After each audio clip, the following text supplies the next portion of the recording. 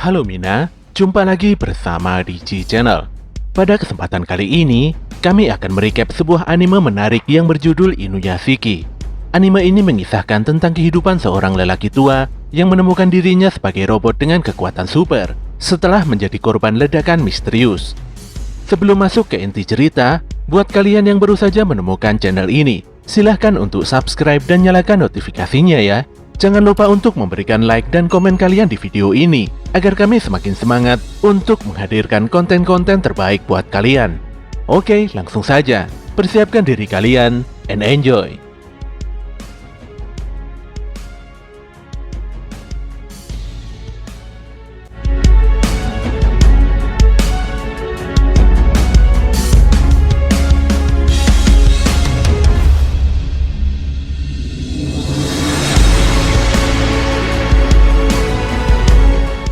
Pada suatu siang, nampak seorang lelaki tua tengah menunggu anggota keluarganya pindah dari rumah susun. Lelaki ini nampak tidak banyak bicara, dia hanya mengemudikan mobilnya dan membawa anggota keluarganya untuk pindah ke rumah yang baru saja dibelinya. Sesampainya di lokasi, putra dan putrinya begitu terkejut melihat rumah besar di hadapannya. Putrinya sungguh bangga, karena sang bapak telah bekerja dengan begitu keras. Sesaat kemudian, dari dalam garasi keluar sebuah mobil sport berwarna kuning. Dengan ramah, pengemudi mobil memberi salam pada tetangga baru yang akan menempati rumah di belakangnya. Disinilah diketahui kalau rumah yang baru dibeli lelaki tua ini ada di belakang. Dari depan rumah terpampang nama Inuyashiki. Ya, nama lelaki tua tersebut adalah Inuyashiki Ichiro. Putri pertamanya yang bernama Mari sudah menduga kalau rumahnya biasa saja. Sementara adiknya yang bernama Takeshi agak kecewa karena rumah yang ditempatinya begitu kecil. Inuyashiki sendiri sebenarnya kecewa karena usahanya tidak dihargai oleh keluarganya. Sayangnya dia lebih memilih diam dan memendam rasa kecewanya di dalam hati saja. Setelah memindahkan semua barang-barang ke dalam rumah, istri dan anak-anak Inuyashiki pergi ke restoran untuk makan siang dan meninggalkan Inuyashiki sendirian di rumah. Sesaat kemudian, Inuyashiki memesan makanan lewat jasa layanan pesan antar sambil membereskan barang-barangnya. Pada keesokan harinya, rutinitas Inuyashiki terlihat begitu padat. Saat menaiki kereta, dia harus berdesakan dengan penumpang lainnya. Inuyashiki adalah sosok yang tidak senang berkonflik dengan orang lain. Dia lebih memilih diam ketika ada anak muda yang bertindak semaunya sendiri. Ketika berjalan pulang, Inuyashiki menemukan seekor anjing yang ditinggalkan oleh pemiliknya di dalam box. Dia sangat senang sekaligus kasihan dengan anjing tersebut. Untuk itulah dia memutuskan untuk membawanya pulang. Di rumah, semua keluarganya tidak setuju kalau anjing tersebut dipelihara. Jadi mau tidak mau anjing ini harus tidur di kamarnya Inuyashiki. Anjing ini pun diberi nama Hanako oleh Inuyashiki. Di hari selanjutnya, Inuyashiki tengah berobat di rumah sakit. Dia menderita beberapa penyakit kronis seperti darah tinggi dan diabetes. Setelah dilakukan pemeriksaan lanjutan, Pak Dokter berkata kalau Inuyashiki terkena kanker perut. Selain itu, Inuyashiki diprediksi hanya memiliki waktu 3 bulan saja. Lelaki tua ini pun terkejut, namun tidak bisa melakukan apa-apa. Dia pun langsung menelpon istri dan anak-anaknya untuk memberi kabar tidak baik ini. Namun sayangnya, tidak ada satupun yang mau mengangkat teleponnya. Bahkan sesampainya di rumah, keluarganya masih mengabaikannya. Semuanya seakan-akan tidak peduli dan tidak mau tahu. Inuyashiki pun memutuskan keluar rumah dengan Hanako. Dia menangis sejadi-jadinya dan memeluk Hanako di taman hutan kota. Saat itu dia sadar kalau dirinya tidak sendirian di sana. Saat itu nampak seorang pemuda tengah berdiri diam di sebelahnya. Sedetik kemudian, tiba-tiba muncul pesawat UFO yang menghantam keduanya. Singkat cerita, Inuyashiki terbangun dari tidurnya dan menemukan beberapa keanehan di dalam tubuhnya. Dia merasakan haus dan minum air putih lebih banyak dari biasanya. Punggungnya tidak sakit seperti sebelumnya. Bahkan ketika tengah diperiksa, tim dokter agak kebingungan karena foto ronsen Inuyashiki terlihat putih semua. Saat berada di dalam kamar, tubuhnya tiba-tiba mengeluarkan asap. Kondisi ini pun semakin buruk ketika di tangannya muncul berbagai senjata super. Semua makanan yang dia makan pun keluar melewati senjata tersebut. Anehnya, tangannya tiba-tiba kembali normal ketika dia mencoba untuk tenang. Disinilah Inuyashiki mengerti kalau dirinya telah berubah menjadi robot. Dia pun kembali ke taman hutan kota dan mengingat kalau sebelumnya ada seorang pemuda di sebelahnya. Dia berpikir, mungkin saja pemuda tersebut kebingungan dan mengalami nasib yang sama dengan dirinya. Pendengaran Inuyashiki juga berubah menjadi semakin tajam. Dia menemukan beberapa bocah berandalan tengah menyiksa seorang lelaki tunawisma. Para bocah biadab ini menyalakan banyak kembang api tepat ke tubuh lelaki malang tersebut. Sebenarnya Inuyashiki tidak ingin ikut campur, namun lubuk hatinya berkata lain. Dia pun melindungi tunawisma tersebut walau kesakitan menghadapi panasnya kembang api. Saat kembang api para bocah ini habis, Inuyashiki langsung dihajar dengan tongkat bisbol hingga tidak sadarkan diri. Saat itulah, di kepalanya muncul sebuah bola scan yang memindai semua pergerakan di sekitarnya. Mesin di punggungnya lantas terbuka dan mengeluarkan serangan laser yang memporak-porandakan bocah berandalan tersebut. Selain itu, bola scan Inuyashiki mampu mengenali identitas para bocah dan menguploadnya langsung ke internet. Tubuh robotnya pun langsung membajak siaran TV, dan saat ini media sosial terus menayangkan video penyiksaan tersebut hingga membuat para bocah berandalan tersebut begitu ketakutan. Lelaki tunawisma pun sangat berterima kasih karena Inuyashiki telah menolongnya. Inuyashiki sendiri malah menangis setelah menyelamatkan nyawa seseorang. Walaupun dia adalah robot, namun dia masih memiliki hati manusia. Dia benar-benar merasakan nikmatnya kehidupan ketika berhasil menolong dan menyelamatkan orang lain. Cerita pun berpindah pada seorang pemuda yang bernama Shishigami Hiro. Di suatu pagi, dia pergi untuk menjenguk sahabat karibnya yang bernama Naoyuki Ando. Hiro mendatangi Ando karena sudah beberapa hari ini si Ando tidak masuk sekolah. Setelah berbincang-bincang, Hiro berkata kalau dia bukanlah manusia lagi. Bersamaan dengan itu, dia menunjukkan wujud kepala robotnya di hadapan Ando. Ando pun sangat terkejut, dan dia mengira kalau Hiro telah menggunakan trik tertentu untuk menipunya.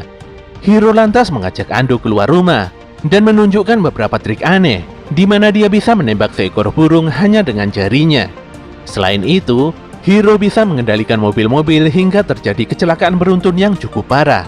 Disinilah Ando mulai ketakutan dengan perubahan sikap aneh sahabatnya. Ketika kembali ke rumah, Ando masih bertanya-tanya apakah Hiro adalah sahabatnya yang dulu dikenalnya. Hiro hanya menjawab kalau masalah yang dihadapinya lebih berat dari Ando, jadi dia meminta agar Ando besok masuk sekolah. Disinilah diketahui alasan Ando tidak masuk sekolah adalah karena dia dibully. Tanpa berdosa, Hiro bersedia membunuh siswa yang berani membuli Ando. Tentu saja Ando sangat terkejut, dan dia tidak mau Hiro melakukan perbuatan sekeji itu. Bagaimanapun juga, Ando masih belum bisa menerima kejadian tadi siang.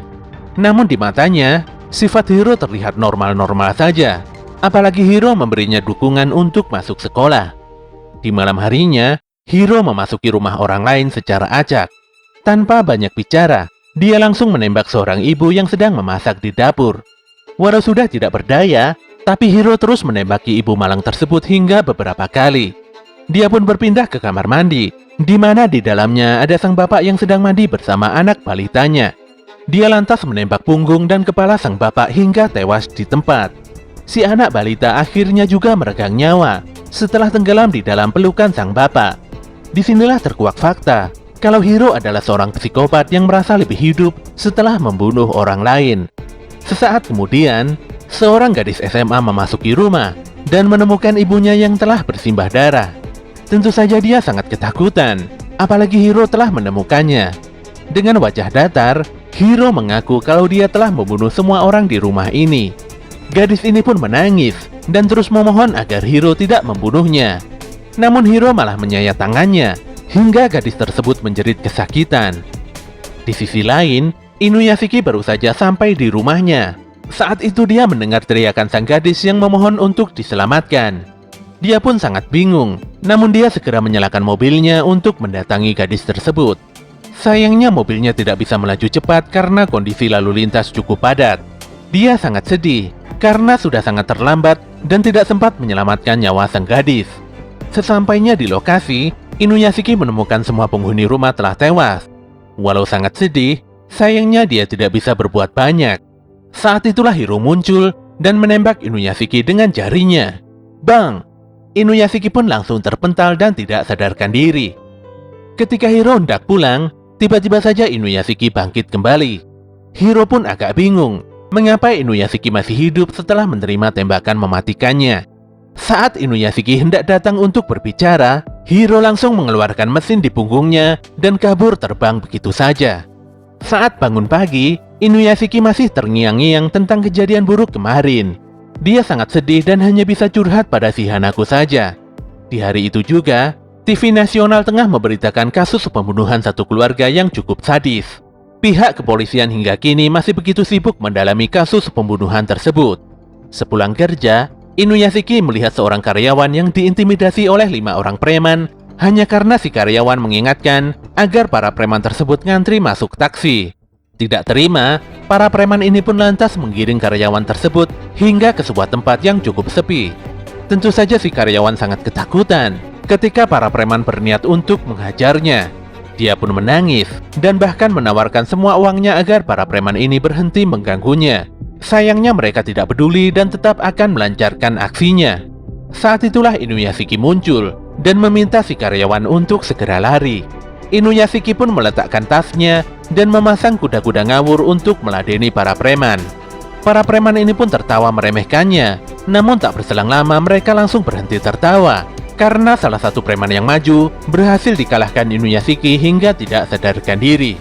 Para preman pun langsung naik pitam, namun satu persatu dari mereka berhasil dijatuhkan hingga KO semuanya. Karyawan tersebut benar-benar berterima kasih karena Inuyashiki telah menyelamatkannya. Setelah itu, Inuyashiki mendapatkan informasi rumah kebakaran dari telinga supernya. Dia harus bergerak cepat karena ada orang tua yang masih terjebak di dalam kobaran api. TKP-nya pun cukup jauh, jadi dia merasa tidak akan sempat membantu seperti sebelumnya.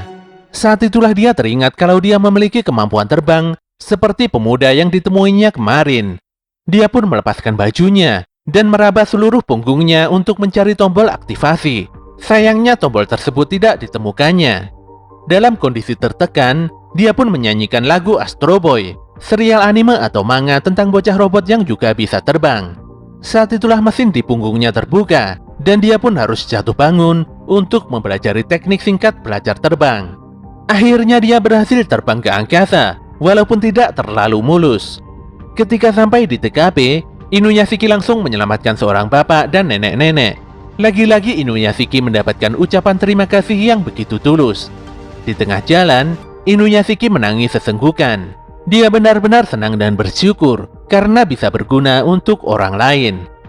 Pada keesokan harinya, Ando yang mulai masuk kelas tiba-tiba mendapatkan bulian dari temannya. Dia pun memilih diam dan tidak menggubris sama sekali ejekan temannya. Saat itulah Hiro bertindak ketika seorang siswa berkacamata hendak memaksa dan membawa Ando ke atap sekolah. Cengkeraman tangan Hiro membuat siswa tersebut menangis kesakitan. Dia juga meminta maaf dan berjanji tidak akan pernah lagi mengganggu Ando. Singkat cerita, Hiro menembak habis para siswa yang membuli Ando di atap gedung sekolah. Bang! Bang! Bang! Tentu saja Ando sangat terkejut dan tidak bisa berkata apa-apa. Ketika perjalanan pulang, Ando menegaskan kalau dia tidak bisa berteman dengan seorang pembunuh keji seperti Hiro. Ando merasa kalau Hiro telah berubah semakin aneh setelah menjadi robot. Hiro pun menjawab kalau dari dulu dia tidak akan pernah berubah. Ando lantas meminta sahabatnya ini untuk menyerahkan diri ke polisi dan mengakui semua perbuatannya. Sayangnya Hiro langsung menolaknya mentah-mentah. Saat itulah Ando meminta agar Hiro tidak lagi datang ke rumahnya. Di saat yang sama, Inuyashiki menemukan seekor kucing yang sekarat karena tertabrak mobil. Dia berniat membawa kucing tersebut ke rumah sakit, namun dia bingung sendiri karena tidak tahu harus berbuat apa. Saat itulah tiba-tiba tubuh supernya memindai organ dalam si kucing dan menyembuhkan kucing tersebut dalam waktu singkat. Lagi-lagi dia menangis bahagia dan melangkahkan kakinya menuju rumah sakit terdekat. Dia pun memulai aksi mulianya dengan menyembuhkan seorang pasien yang terbaring lemah di dalam rumah sakit tersebut. Di sisi lain, sikap Hiro sangat bertolak belakang dengan Inuyashiki. Pemuda labil ini malah kalap dan semakin menggila. Tanpa alasan yang jelas, dia kembali memasuki rumah dan membantai orang-orang yang berada di dalamnya.